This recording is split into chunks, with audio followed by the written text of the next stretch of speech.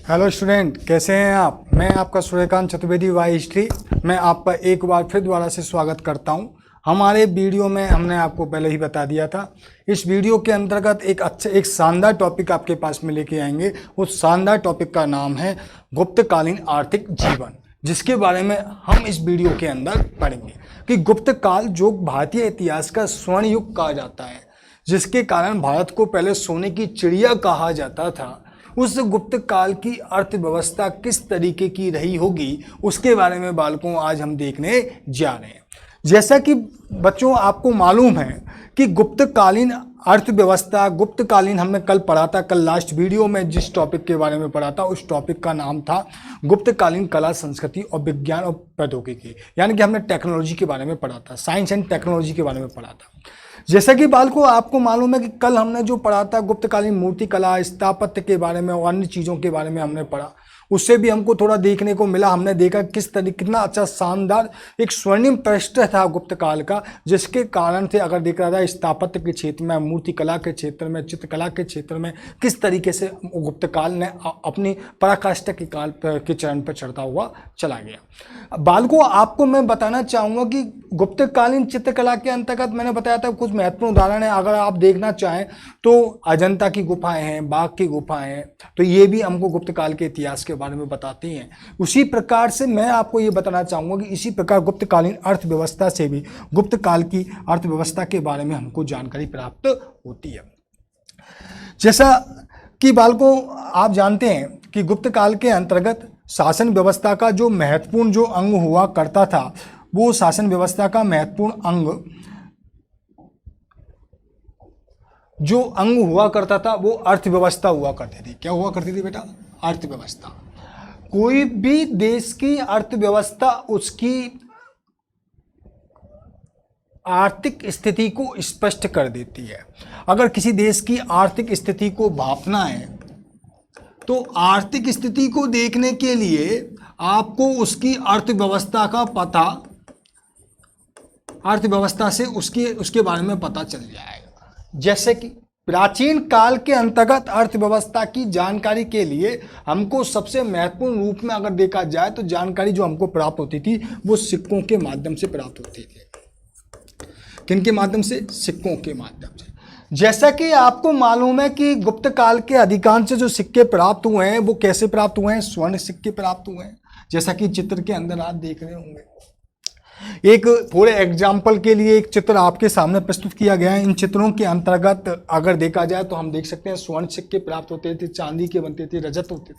तो ये सोने के सिक्कों, यानी जिस शासक ने सर्वाधिक मात्रा में सोने के सिक्कों का उपयोग किया, उसके माध्यम से उस शासन की काल व्यवस्था, उस शासन की शासन व्यवस्था के बारे में हमको जानकारी प्राप्त होती है।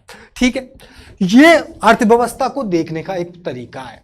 ठीक है, गुप्त काल के अंतर्गत अगर सबसे बड़ी बात की जाए तो अर्थव्यवस्था के साथ में उद्योग धंधे, यानी कि पूरी रूप से देखा जाए तो अर्थव्यवस्था किस पर टिकी हुई है? कृषि पर टिकी हुई है। ठीक है, कृषि के साथ में किस पर टिकी हुई है? उद्योग धंधों पर टिकी हुई है। ठीक है, उद्योग धंधे, कृषि है। ठीक है, व्यापार वाणिज्य, आपका जो व्यापार हो रहा है वो व्यापार किस तरीके का होता है? व्यापार का भी दो तरीके के होते हैं। एक तो मैंने आपको बताया था आंतरिक व्यापार होता है। कौन सा होता है? आंतरिक। और दूसरा जो व्यापार होता है वो कौन सा होता है? बाहरी व्यापार होता है। इसके बारे में मैंने आपको बताया था। दोनों प्रकार का व्यापार होता है और दोनों प्रकार के व्यापार से ही अर्थव्यवस्था मजबूत होती है। ठीक है, गुप्त काल के अंतर्गत अगर देखा जाए तो कृषि के अंतर्गत बात की जाए तो कृषि के अंतर्गत भी हमको जानकारी प्राप्त होती है। और सबसे महत्वपूर्ण जानकारी का जो स्रोत है अमर सिंह का अमरकोश। कौन सा है? अमर सिंह का अमरकोश। अमर सिंह के अमरकोश के अंदर भी कृषि के प्रकारों के बारे में बताया गया है कि कृषि के अंतर्गत जो हल का उपयोग किया जाता था, उनके हल्के उपयोग के अंदर लोहे की फार को किस तरीके से लगाया जाता था, किस तरीके से विकास किया जाता है। तो हम आगे बढ़ते हैं हमारे नेक्स्ट कृषि के अंतर्गत एग्रीकल्चर के ऊपर। अगर देखा जाए agriculture is the main part of economic. तो देखिए, आर्थिक स्थिति को समझने के लिए सबसे पहले हमको उसकी अर्थव्यवस्था को जानना आवश्यक होता है। किसके बारे में? अर्थव्यवस्था।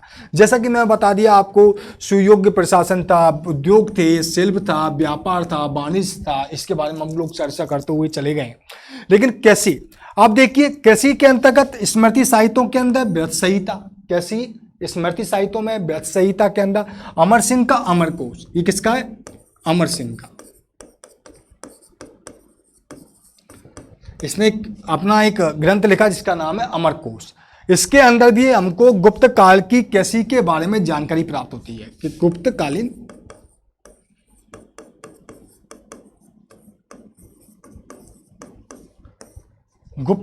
कैसी के बारे में हमको अमर सिंह के अमरकोश के अंदर प्राप्त होती है। ठीक है, उसमें बताया गया है कि अब देखिए जानकारी प्राप्त होती है कि किस तरीके से हल के अंदर लोहे की फाल का उपयोग किया जाता था। जो हल था, हल के अंदर लोहे की फाल का उपयोग करने के पश्चात में जिसके फलस्वरूप जमीन के अंतर्गत उसका अत्यधिक जमीन के अंदर प्रवेश कर सके और उर्वर मिट्टी को लेके आ सके, जिसके फलस्वरूप उत्पादन अच्छा हो। ठीक है, बृहद संहिता के अंतर्गत अगर देखा जाए तो बीजों की गुणवत्ता को बढ़ाने के तरीकों के बारे में बताया गया। बीजों की गुणवत्ता को किस तरीके से बढ़ाया जाए और धरती की उर्वर शक्ति में किस तरीके से वृद्धि की जाए। यानी कि बीजों की गुणवत्ता, बीज कितने अच्छे अत्यधिक गुणवत्ता के बने जिसके फलस्वरूप धरती की जो उर्वर शक्ति है उसके अंदर भी वृद्धि हो, उसके बारे में तरीकों के बारे में बताया गया। ठीक है, पूरा जो एग्रीकल्चर है कैसी है, वो कैसी जो डिपेंड करती थी वो किस पर थी? वर्षा पे। और वैसे तो आपको मालूम है भारतीय कृषि को तो वैसे भी मानसून का जुआ कहा जाता है। अगर कृषि अच्छी हो गई तो बाल को ये मान लीजिए कि हमारा अर्थव्यवस्था पर अच्छा प्रभाव पड़ेगा, और अगर कृषि की स्थिति कमजोर रही तो अर्थव्यवस्था पर प्रभाव पड़ेगा। ठीक है, इन सब चीजों के बारे में जानकारी थी। गुप्त सम्राटों के द्वारा सिंचाई की व्यवस्था पर भी महत्वपूर्ण रूप से ध्यान दिया जाता था। किसके ऊपर? सिंचाई की व्यवस्था पर। ठीक है, इसी सिंचाई की व्यवस्था को करने के लिए स्कंदगुप्त के जूनागढ़ अभिलेख के अंतर्गत हमको इसके बारे में जानकारी प्राप्त होती है कि उसने गिरनार पर्वत पर स्थित सुदर्शन झील का, कौन सी झील का बेटा? सुदर्शन झील का पुनरुद्धार करवाया। पुनरुद्धार का मतलब कहते हैं बेटा मरम्मत करवाई। कौन सी झील की? सुदर्शन झील की।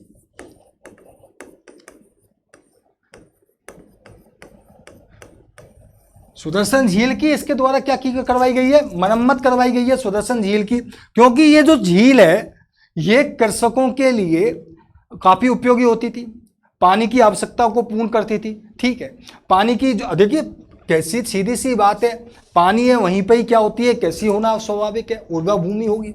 तो इसके लिए सुदर्शन झील का इसने क्या करवाया था? पुनरुद्धार करवाया।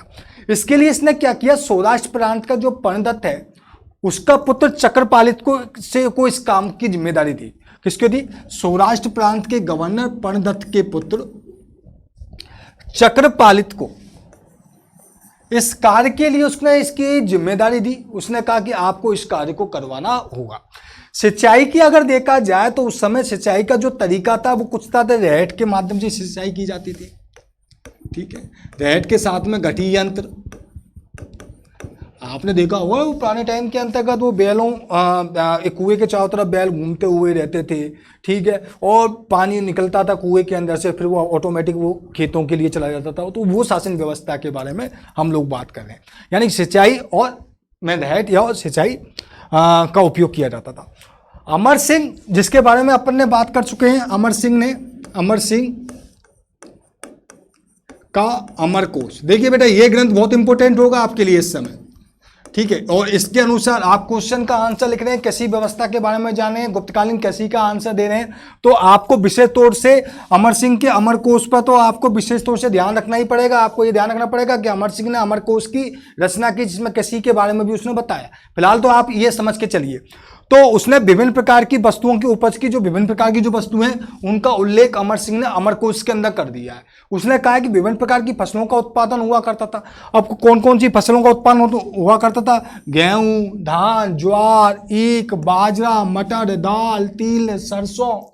ये क्या बता रहा है? ये उपज बता रहा है। अलसी, अदरक, काली मिर्च आदि, इनका उल्लेख अमर सिंह अमरकोश के अंदर करता है और वो बताता है कि इन फसलों का उत्पादन गुप्त काल के अंदर किया जाता था।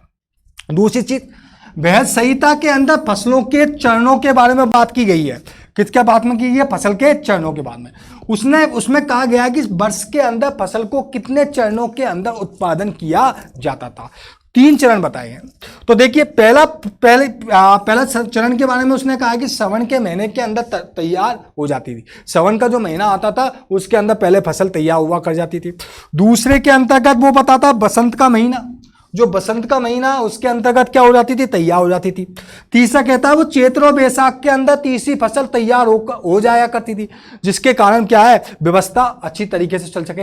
यानी कि वर्ष में 3 बार उत्पादन किया जा सकता है। इसको बारे में क्या कौन बता रहा है? वेद संहिता के अंदर बताया गया।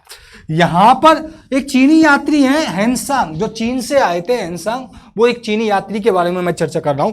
हेंगसांग के अनुसार पश्चिमोत्तर भारत में ईख और गेहूं की उपज सबसे ज्यादा पैदा होती थी। हेंगसांग कहता है कि पश्चिमोत्तर जो भारत है उसके अंदर ईख और गेहूं की फसल ज्यादा उत्पन्न हुआ करती थी, और मगध और उसके आसपास के क्षेत्र में चावल सर्वाधिक पैदा हुआ करता था।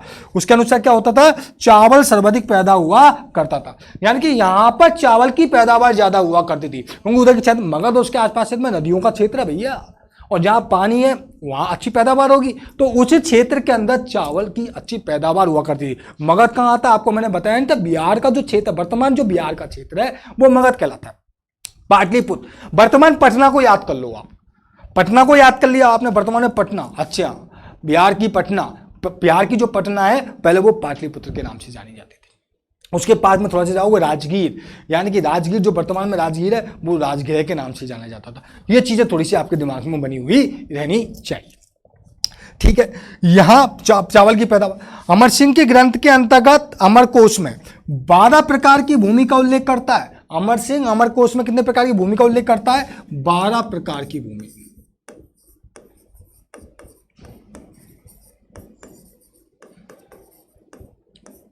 कितने प्रकार की भूमि का उल्लेख करता है बेटा? 12 प्रकार की भूमि का उल्लेख करता है।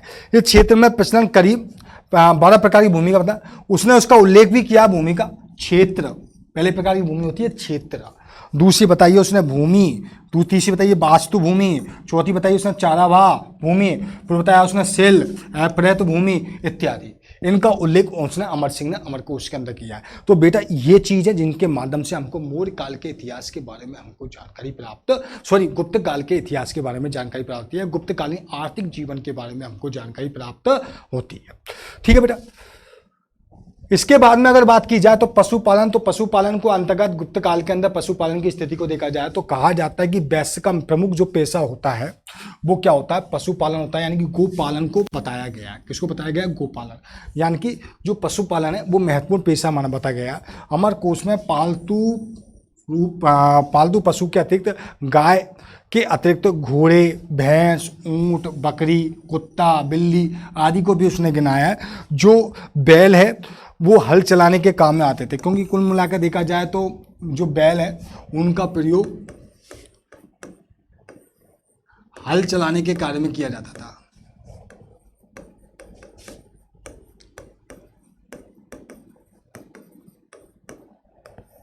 कौन से कार्य में किया जाता था?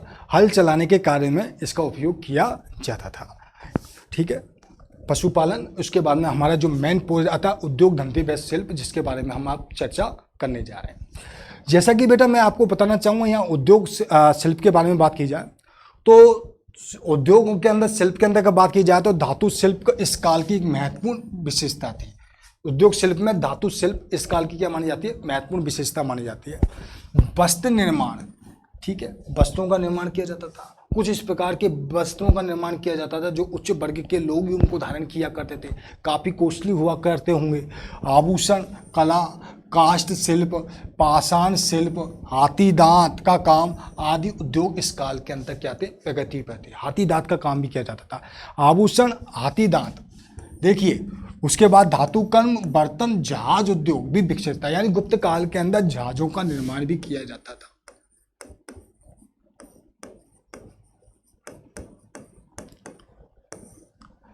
जहाज उद्योग भी गुप्त काल का एक महत्वपूर्ण उद्योग था जो इस काल के अंतर्गत चलता था। धातु शिल्प काफी उन्नति अवस्था में था। धातु जो शिल्प था, धातु शिल्प का मतलब धातु से जो वस्तुओं का निर्माण किया जाता काफी उन्नत अवस्था के अंदर था। धातु शिल्प का एक अद्भुत उदाहरण हमको मिलता है मेहरौली का लौह स्तंभ। कौन सा मिलता है? मेहरौली का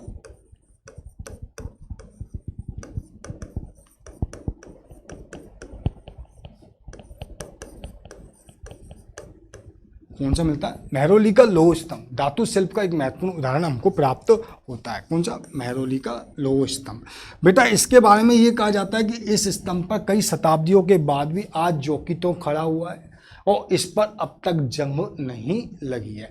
यानी कि आप मान सकते हैं कि किस तरीके से तकनीकी का उपयोग किया गया है, रासायनिक उपयोग किया गया है, जिसके कारण ये पता चलता है कि किस तरीके से शासक, किस तरीके से ये अपने आप यहाँ पर वस्तुओं का धातु से शिल्प का निर्माण कर लिया करते थे। दूसरी अक्षत अवस्था में खड़ा हुआ है। दूसरी ताम्र शिल्प का एक श्रेष्ठ उदाहरण तांबे की विशालकाय बुद्ध की मूर्ति है, जो सुल्तानगंज बिहार भागलपुर में है। कहाँ पर है? सुल्तानगंज बिहार भागलपुर।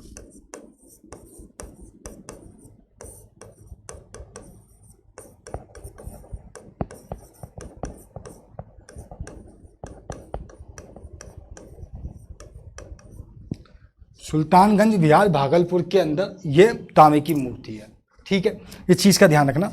जो बिहार में वर्तमान में कहाँ है? बर्मिंघम संग्रहालय इंग्लैंड के अंदर स्थित है। कहाँ पर है? बर्मिंघम संग्रहालय कहाँ पर है? इंग्लैंड के अंदर है। इसके अंतर्गत ये स्थित है। वर्तमान में ध्यान रखना कहाँ पर है? इंग्लैंड में।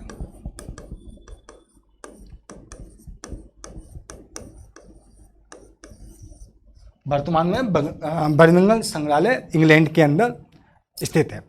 गुप्तकालीन धातु व्यवस्था का अंदर, धातु कर्म की व्यवस्था के अंतर्गत देखा जाए तो एक महत्वपूर्ण उदाहरण माना जाता है इस सुल्तानगंज से प्राप्त इस मूर्ति के बारे में। ठीक है, उसके बारे में हम थोड़ा सा आगे पढ़ते हैं। उससे पहले थोड़ा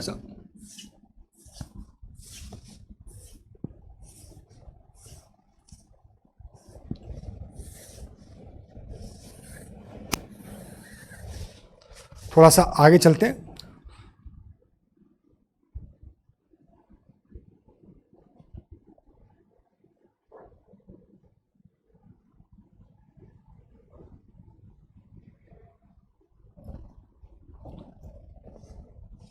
इस काल की दूसरी महत्वपूर्ण जो व्यवस्था देखा जाए गुप्तकालीन काल के अंतर्गत ही बर्मिंघम कार्यालय के बर्मिंघम में है जो मूर्ति मैंने आपको बता दी थी।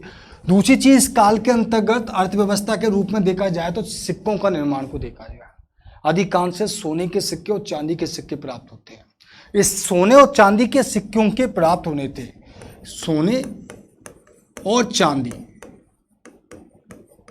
के सिक्के प्राप्त होने से यह सिद्ध होता है कि वहां की अर्थव्यवस्था कितनी उत्तम अर्थव्यवस्था होती हुई जा रही थी। उसके बारे में भी हमको यहां से पता चलता है।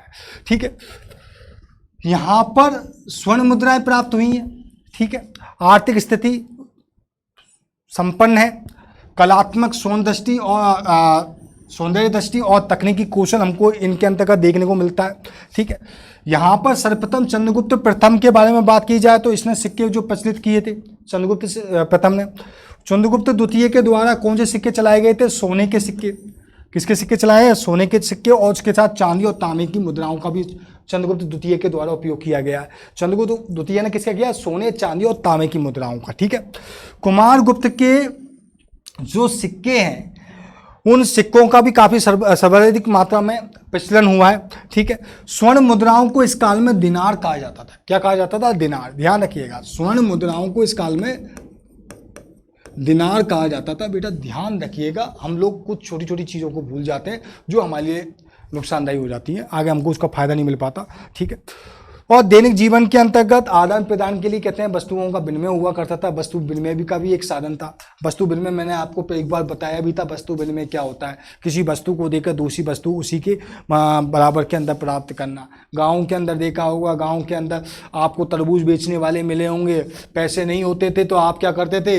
अपने घर से निकलते थे, एक गिलास के अंदर गेहूँ भर के लेके जाते थे, उसको गेहूँ दिया करते थे। वो गेहूँ को गेहूँ के भाव में तोलता था और उसका तरबूज आपको दे दिया करता था। बड़े स्वाद से आप खाते हुए सीधे सीधे चले हुए आते थे, बड़े खुश होते हुए, जैसे कि कितने बड़ी खुशी प्राप्त हुई है। तो ये वस्तु विनिमय है। दूसरी चीज, वस्तु के विनिमय के अलावा कोड़ियों के रूप में भी काम किया जाता था। कोड़ियां जो होती हैं उनसे भी वस्तुओं को खरीदा जाता था। तो ये हमारा टॉपिक यहाँ पर कंप्लीट होता है। उसके बाद में हमारा आता है वस्त्र। देखिए वस्त्र उद्योग इस काल की एक उन्नत व्यवस्था थी। सूती वस्त्रों का उपयोग किया जाता था, रेशमी वस्त्रों का उपयोग किया जाता, वस्त्रों को बुनकर किया जाता था। बुनकर की रेशमी वस्त्रों की बुनकरों की श्रेणियां हुआ करती थी। ठीक है, तो इस काल के अंदर धनी जो लोग व्यक्ति हुआ करते थे वो बहुत बारीक कपड़ा पहना करते थे। कैसे पहने करते थे? बहुत बारीक कपड़ा पहना करते थे जो धनी व्यक्ति हुआ करते थे। ठीक है, इसी प्रकार ग्रंथों के अंदर अगर देखो वस्त्रों को बुनने की पूरी प्रक्रिया के बारे में भी हमको पता चल जाता है कि वस्त्रों को किस तरीके से बुना जाता था बेटा। उसके बारे में भी हमको पूरी टेक्नोलॉजी के बारे, पूरी तकनीक, किस तरीके से वस्त्रों को बुनना है, पूरी तकनीक हमको प्राप्त हो जाती है। किसमें प्राप्त? ग्रंथों में। ठीक है, तो यहीं से ही हमको, अब देखिए भारतीय वस्त्रों की विदेशों में बहुत अधिक मांग थी। विदेशों के अंदर बहुत अधिक मांग थी, अत्यधिक खरीदा जाता था। क्या?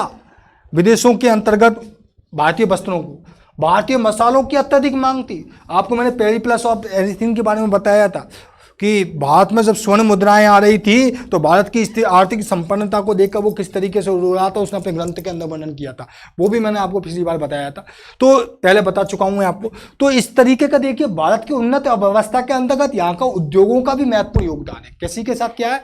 उद्योगों का महत्वपूर्ण योगदान है जो हमको अत्यधिक मात्रा में मिलता है। अब देखिए वस्त्रों की बहुत मांग थी। रेशमी वस्त्र हुआ करते थे। कैसे होते थे? रेशमी वस्त्र, मलमल के वस्त्र, लिनन, ऊनी, सूती वस्त्र। लिनन जानते हैं? आजकल अपन जाते हैं वो दुकान पे जाते हैं, अरे भाई साहब वो कपड़ा दिखाओ, कौन सा दिखाना? अरे वो लिनन की शर्ट दिखानी है। और लिनन का कपड़ा कैसा होता है? बारीक होता है, हाथ में लेते हैं मुट्ठी में आ जाता है, खोलते हैं जैसे कि फैल जाता है, तो वो लिनन का कपड़ा। उस समय ये जो भारत के अंदर इनका निर्माण किया जाता था, वस्त्रों का निर्माण, मैंने कहा ना ग्रंथों के अंदर वस्त्रों का निर्माण किस तरीके से किया जाए उसके पूरे तरीके के बारे में जानकारी प्राप्त होती है। दूसरी चीज, गुप्त काल के अंदर आभूषण बनाने की शिल्प भी उन्नत अवस्था में थी। आभूषण किस तरीके से बनाए जाते हैं? अब देखिए सोने और चांदी के तो आभूषण बनाए जाते हैं, उसके अलावा अन्य प्रकार के रत्नों से जड़ित आभूषण भी बनाए जाते थे। यानी कि सोने चांदी के आभूषण आपने देखा होगा, कभी अपने घर के अंदर माता बहनें, कभी आपकी बहन भैया वगैरह, मम्मी वगैरह आभूषण वगैरह खरीदने जाती हैं, ज्वेलरी वगैरह खरीदने जाती है तो सोने चांदी की लेके आती है, लेकिन इसके साथ में उसमें रत्न हो, हीरे हो, जवाहरात हो, उसमें लगे हो, तो उस प्रकार के भी कार्य किए जाते थे। बृहत संहिता में 22 प्रकार के रत्नों का उल्लेख मिलता है। किसमें मिलता है? बृहत संहिता में। कितने प्रकार के? 22 प्रकार के रत्नों का उल्लेख मिलता है। ठीक है, यानी कि इन रत्नों का उपयोग यहां आभूषण बनाने के अंदर किया जाता होगा। ठीक है, साहित्य हमको बताते हैं। गुप्त काल में काष्ठ शिल्प का मतलब होता है लकड़ी का बना हुआ शिल्प होता है, काफी विकसित अवस्था थी। इलाहाबाद के निकट भीत नामक स्थल से हमको गुप्तकालीन हाथी दांत की बनी हुई 2 मुद्राएं भी प्राप्त हुई है। क्या प्राप्त हुई है? गुप्तकालीन हाथी दांत की बनी हुई मुद्राएं भी प्राप्त होती है। ठीक है बेटा, अब आता है आपका श्रेणी। जब आप कुल मिलाकर पूरी व्यवस्था को पढ़ रहे हैं तो श्रेणी को भी पढ़ना हमारी आवश्यकता है। श्रेणी क्या हुआ करती थी उस समय? श्रेणी एक तरीके से अगर देखा जाए, श्रेणी एक संगठन हुआ करते थे या श्रेणी एक व्यवस्थाएं हुआ करती थी, व्यापारिक संस्थाएं हुआ करती थी।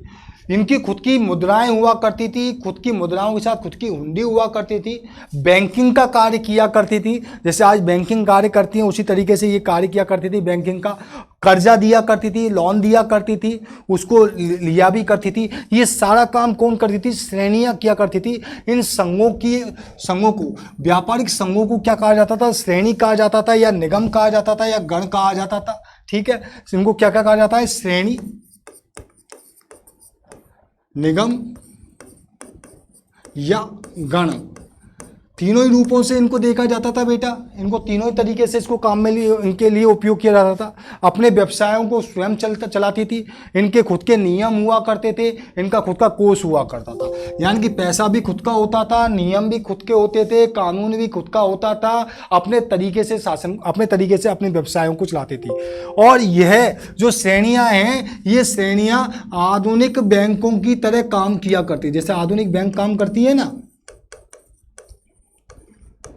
आधुनिक बैंकों की तरह कार्य किया करती थी। पैसा दिया करती थी, हुंडी के रूप में व्यापार मतलब पैसे का आदान प्रदान किया करती थी। उसके पश्चात में लोन दिया करती थी, यानी कि कर्जा दिया करती थी। और ये सारे काम आधुनिक बैंकों की तरह कौन किया करती थी? ये श्रेणियां किया करती थी। ठीक है, तो यहां पर हम लोग कुल मिलाकर किसके बारे में पढ़ रहे हैं, श्रेणियों के बारे में पढ़ रहे हैं। आधुनिक बैंकों की तरह भांति ये कार्य किया करती थी। ठीक है, ऋण ब्याज पर दिया करती थी, मैंने आपको बता दिया ऋण दिया करती थी। यहाँ लोन दे रही है तो भैया कोई बिना ब्याज के तो देगा नहीं, ब्याज तो लेगा ही लेगा, तो ठीक है वो भी कार्य किया करती होंगी।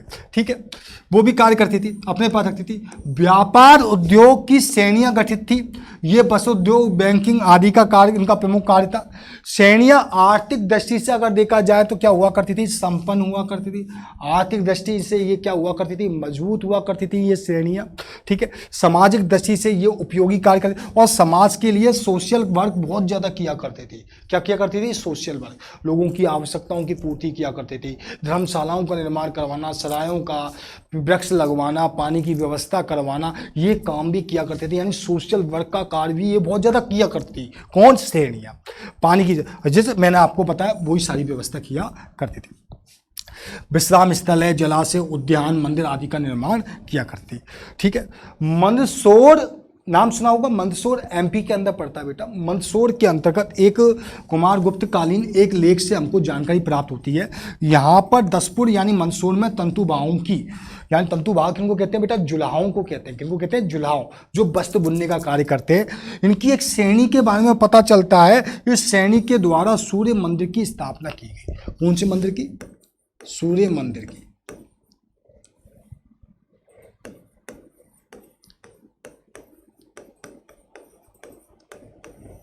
सूर्य मंदिर की स्थापना की गई या सूर्य मंदिर का निर्माण किया गया, इस श्रेणी के द्वारा किया गया। कुमार गुप्त के समय की श्रेणी थी। किसके समय की थी, कुमार गुप्त के समय की श्रेणी थी। इस श्रेणी के द्वारा उस काल के अंतर्गत इनका क्या किया गया था, निर्माण किया गया था। ये हमको इस काल के बारे में हमको जानकारी प्राप्त होती है।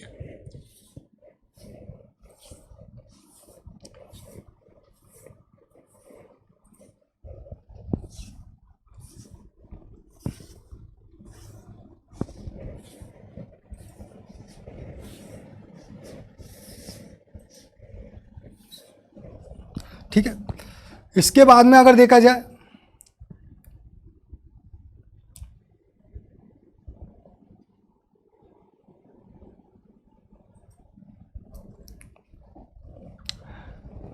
तो ये जो कार्य थी ये इस तरीके का कार्य करती थी। आपको मैंने बता दिया तंतुबाहों की थी। इसने किसका निर्माण करवाया, सूर्य मंदिर का निर्माण कराया। ठीक है, सामाजिक कार्य किया करती थी। ठीक है, श्रेणी का जो ज्येष्ठक होता था यानी कि सबसे बड़ा हुआ करता था, उसको प्रधान को क्या कहा जाता था, ज्येष्ठक कहा जाता था। श्रेणी का जो प्रधान होता था उसको क्या कहा जाता था, ज्येष्ठक कहा जाता था। ध्यान रखिएगा बेटा, क्या कहा जाता था, ज्येष्ठक। क्वेश्चन बनता है 4 नंबर का आ जाता है, श्रेणी क्या है। ध्यान रखना, क्वेश्चन आ जाता है 4 नंबर का, श्रेणी संगठन क्या है। 4 नंबर का क्वेश्चन आ गया और क्वेश्चन है श्रेणी संगठन क्या है। ठीक है, और ये क्वेश्चन आपके सामने दे दिया, तो ये क्वेश्चन कितने नंबर का आएगा, 4 नंबर का क्वेश्चन आता है। ठीक है, इस चीज का आपको ध्यान रखना है। ठीक है, यह पद अनुवांशिक हुआ करता था। कैसा होता था, अनुवांशिक। अनुवांशिक यानी वंश परंपरा के अनुसार चला हुआ आने वाला। नालंदा और वैशाली में गुप्तकालीन श्रेणियों के बारे में हमको जानकारी प्राप्त होती है। सातवाह एवं कुलिकों की मोहरें प्राप्त हुई है। सातवाह कौन हुआ करता था, उस श्रेणी को साथ में लेकर चला करता था, रास्ता दिखाया करता था, कारवा का प्रमुख हुआ करता था। ठीक है, और ये इसकी संख्या बहुत अधिक संख्या में मिलती है, संस्था हुआ करती थी। इनकी शिल्प की श्रेणियों के सदस्य होते थे, इन्हें क्या कहा जाता था, निगम कहा जाता था। शिल्प की श्रेणी के जो सदस्य होते थे इनको क्या कहा जाता था, निगम कहा जाता था। शिल्प श्रेणी के सदस्यों को व्यापारिक समिति को भी क्या कहा जाता था, निगम कहा जाता था। जो व्यापारिक समितियां हुआ करती थी उनको भी निगम कहा जाता था। ठीक है, इनके खुद को मैंने बताया था, कानून टपने का काम खुद का हुआ करता था, खुद के कानून हुआ करते थे। ठीक है, परंपराओं की अवहेलना करने वाले को इनको स्वयं को सजा देने का अधिकार था। कोई इनकी श्रेणी के कानूनों को मानने से मना कर देता था तो इनको भी सजा देने का अधिकार किनको होता था, इनको स्वयं को हुआ करता था। ठीक है, व्यापारिक कारवा का नेतृत्व सातवां करता था। इसे क्या कहा जाता था, निगम के प्रधान को श्रेष्ठी कहा जाता था। और इस निगम का जो प्रधान होता था उसको क्या कहा जाता था, श्रेष्ठी।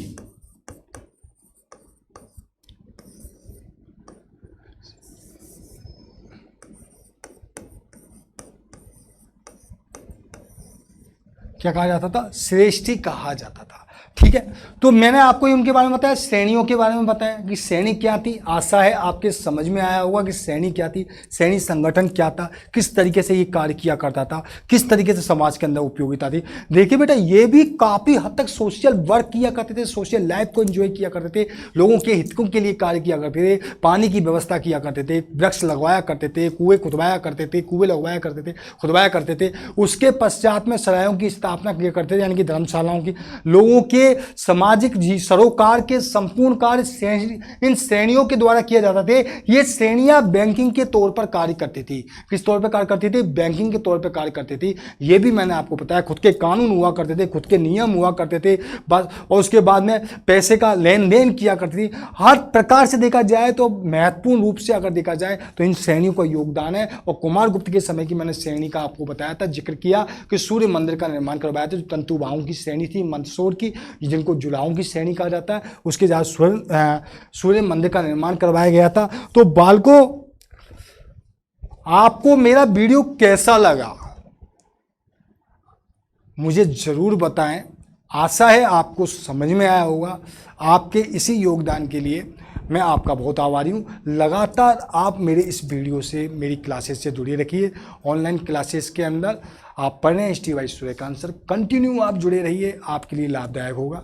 थैंक यू आपने मेरे वीडियो को देखने के लिए।